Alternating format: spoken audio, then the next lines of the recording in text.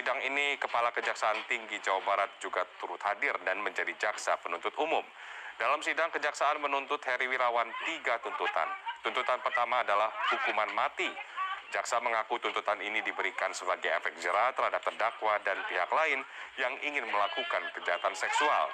Selain tuntutan mati, jaksa juga menuntut Heri Wirawan hukuman kebiri dan pidana denda 500 juta rupiah.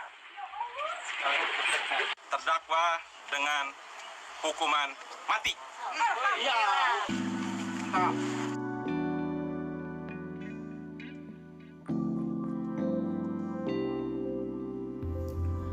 Halo semuanya, Assalamualaikum warahmatullahi wabarakatuh.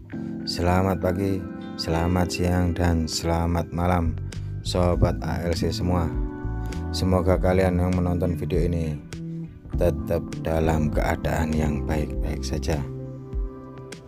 Bagi sahabat ALC yang belum subscribe, tolong dibantu like dan subscribe-nya terlebih dahulu.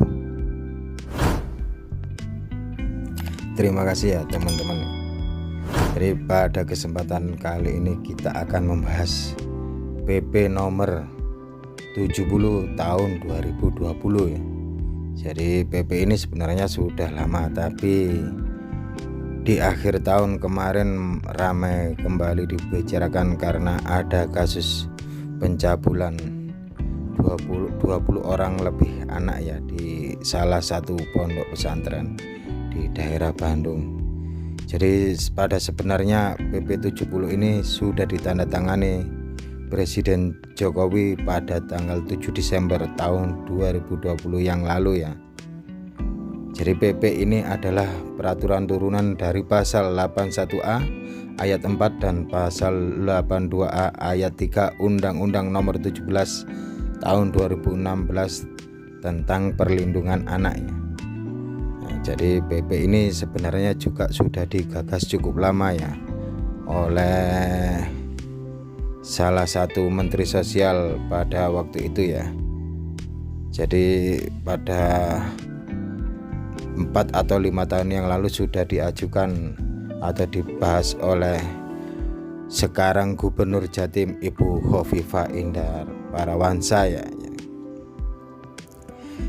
Jadi tingginya angka pencabulan terhadap anak menurut Komisioner KPAI Ibu Retno Listiarti ya, di akhir tahun 2021 kemarin telah jadi pada tahun 2021 selama kurun waktu 1 tahun telah terjadi 18 kasus kekerasan seksual pada anak di institusi pendidikan ya. Dari seluruh kasus terjadi antara 2 Januari hingga 27 Desember tahun 2021 ya, segitu tingginya ya kasusnya ya.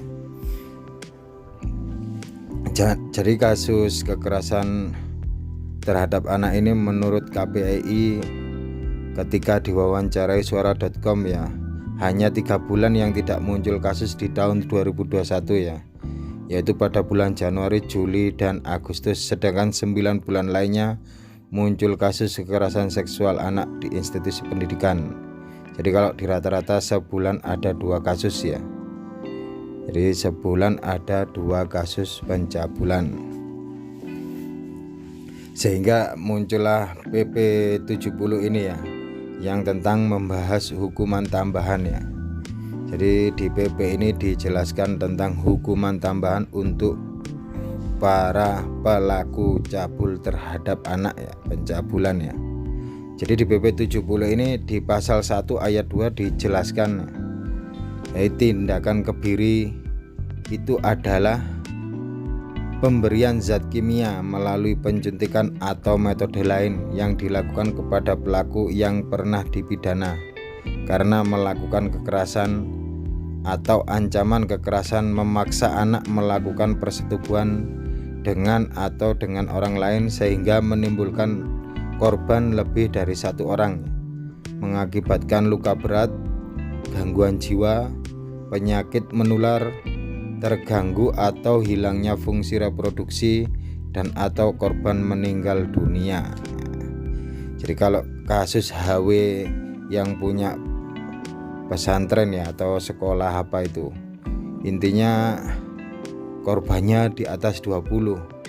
Jadi kalau menurut undang-undang ini wajib ya, hukumnya wajib dikebiri atau malah tuntutan dari jaksa seperti berita tadi di depan ya. Tadi itu tuntutan dari jaksa adalah hukuman mati malah ya untuk pelaku tindak kekerasan terhadap anak ya, pencabulan terhadap anak ini.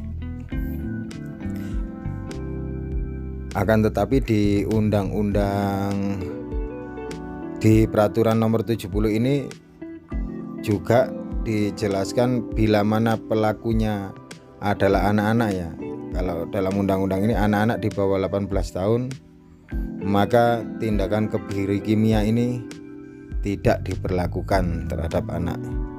Jadi selain kebiri, sebenarnya pelaku dari tindakan kejahatan seksual terhadap anak ini nanti akan dipasangi alat pendeteksi elektronik ya, berupa gelang. Jadi selain itu identitas mereka akan diumumkan di publik, jadi dibuat malu ya.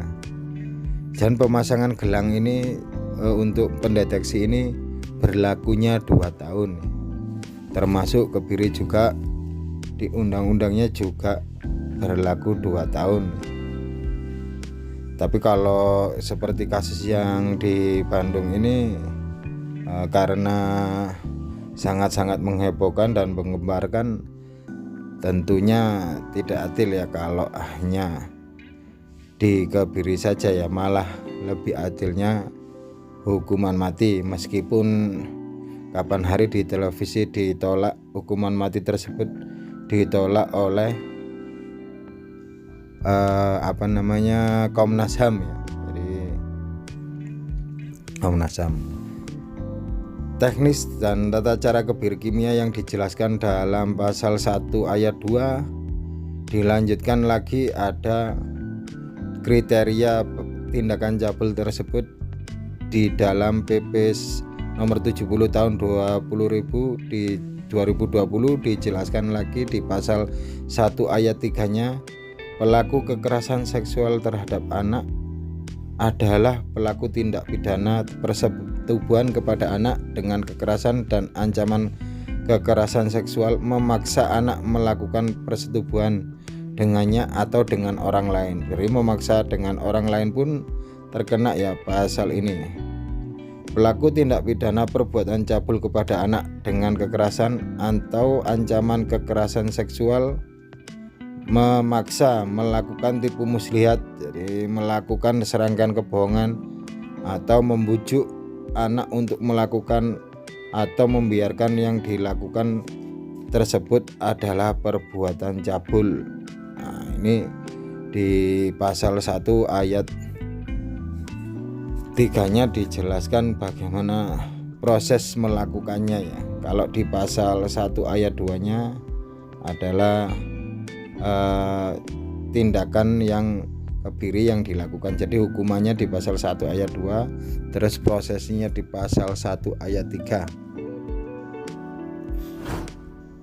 Mungkin sedemikian ya teman-teman video singkatnya tentang hukuman kebiri kimia yang sudah diberlakukan oleh pemerintah yang diundangkan pada 7 Desember atau ditandatangani pada 7 Desember tahun 2020 oleh Presiden Jokowi ya. Jadi undang-undang kebiri ini sudah disahkan sejak lama sebetulnya, tetapi ramai kembali karena banyak kasus terjadi pencabulan di institusi pendidikan ya. Tetap semangat, sehat selalu di masa pandemi, dan semoga keluarga kita terhindar dari para pelaku cabul yang bergentayangan. Tetap jaga keluarga Anda. Semoga vlog singkat ini memberikan manfaat buat kalian semua. Wassalam.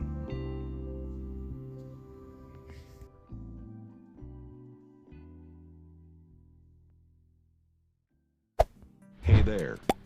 Subscribe to my channel. And also press this bell icon.